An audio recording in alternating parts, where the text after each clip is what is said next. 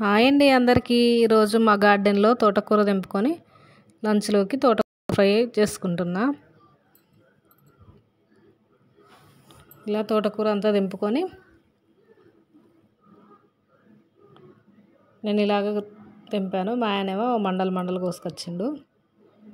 దాన్ని అంతా క్లీన్ చేసి ఇలా కడుక్కొని 2-3 సార్లు జల్లి గిన్నెలో వేసుకోవాలి.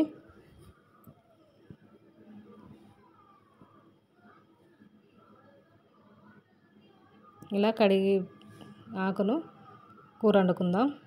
దాంట్లోకి ఒక ఉల్లిగడ్డ, నేను కారం వేయను, పచ్చిమిరపకాయలు సరిపడాన్ని, ఎల్లిపాయలు ఒక 2 గడ్డలు తీసుకున్నా, చిన్నవి 2.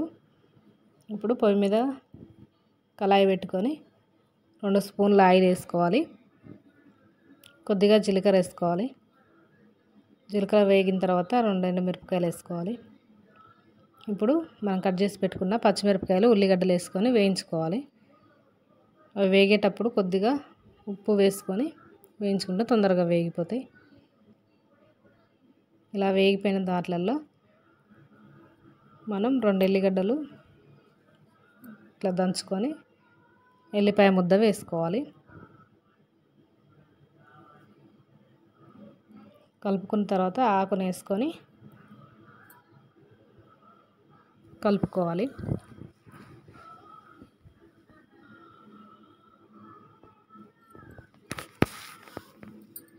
కలుపుకున్న తర్వాత మళ్ళీ మిగతాదంతా పైన వేసుకోవాలి.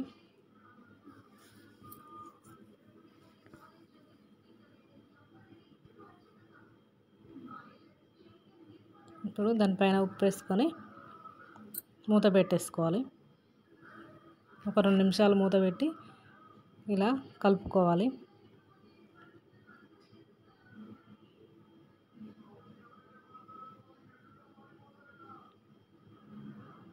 ఇలా అంతా కలిసేలా కలుపుకున్న తర్వాత మూత పెట్టుకొని ఒక 5 నిమిషాలు ఉడకనియాలి. ఇలా నీరు ఊరుతుంది. కలుపుకొని నీరంతా పోయేలాగా మళ్ళీ మూత పెట్టుకోవాలి.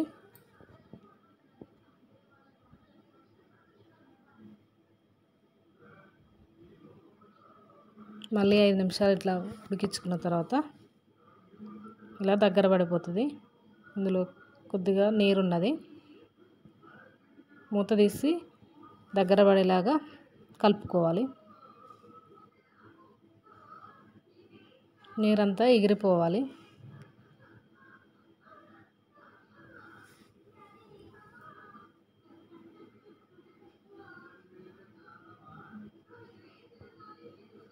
అయిపోయింది ఫ్రెండ్స్. ఇట్లా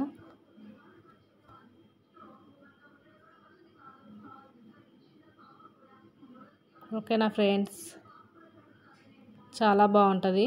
ఇది అన్నంలోకి, చపాతీలోకి కూడా బాగుంటుంది. ఓకేనా ఫ్రెండ్స్, నచ్చితే లైక్ చేయండి, కామెంట్ చేయండి. మీరు కూడా ట్రై చేసి కామెంట్ బాక్స్లో కామెంట్ చేయండి. Bye friends. సూపర్గా ఉంటుంది ఫ్రెండ్స్.